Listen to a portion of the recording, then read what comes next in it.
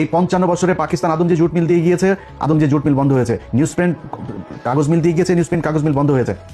এই যে বিশ্ববিদ্যালয়গুলো, ঢাকা বিশ্ববিদ্যালয়ের বেশিরভাগ ফ্যাকাল্টিগুলো, ডিপার্টমেন্টগুলো পাকিস্তান করে দিয়ে গিয়েছে, বেশিরভাগ বিভাগ। রাজশাহী বিশ্ববিদ্যালয় পাকিস্তানের করা, রংপুর মেডিকেল এবং রংপুর বিশ্ববিদ্যালয়, সিলেট ওসমানী মেডিকেল পাকিস্তানের করা, ময়মনসিংহ মেডিকেল পাকিস্তানের করা, চিটাং মেডিকেল পাকিস্তানের করা, এই যে কমলাপুরটা পাকিস্তানের করা, এই যে সংসদ ভবনটা পাকিস্তানের করা। এই 23 বছরের বঞ্চনা গাঞ্ছনার ইতিহাস এগুলি শোনায়, এই বালের কথা। এই পাকিস্তানিরা এই 23 বছরে এই জিনিসগুলো করে দিয়ে গেছে। যদি না হইতো, বালটাও হইতো না। 1974 সালে খালি এই চারুকলাটা হয়েছে, এর বাইরে আজ পর্যন্ত না হয়েছে কোনো নতুন বিশ্ববিদ্যালয়, না হয়েছে ফ্যাকাল্টি। এইটার নামই বাংলাদেশের স্বাধীনতা।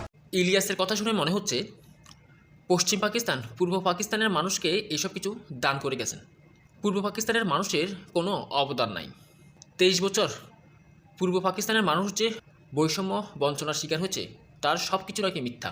অথচ পাকিস্তান আমলে এই অঞ্চলে যেসব শিক্ষা প্রতিষ্ঠান, শিল্প কারখানা, মেডিকেল কলেজ, হাসপাতাল গড়ে উঠেছে, সব কিছু এই অঞ্চলের মানুষের ট্যাক্সের টাকায় গড়ে তোলা হয়েছে।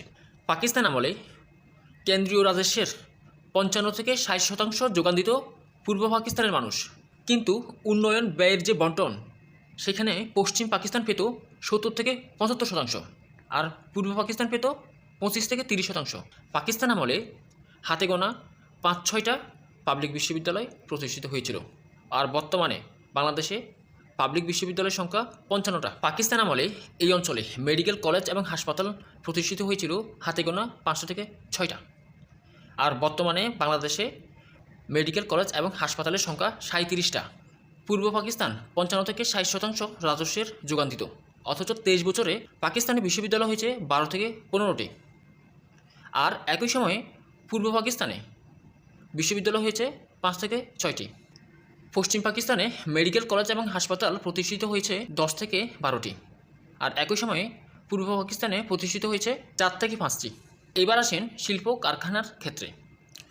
পাকিস্তান আমলে 23 বছরে পশ্চিম পাকিস্তানে বড় এবং মাঝারি শিল্প কারখানা প্রতিষ্ঠিত হয়েছিল 900 থেকে 1000টি, আর পূর্ব পাকিস্তানে 200 থেকে 300টি। এইটা কি বৈষম্য না? এইটা কি বঞ্চনা নয়?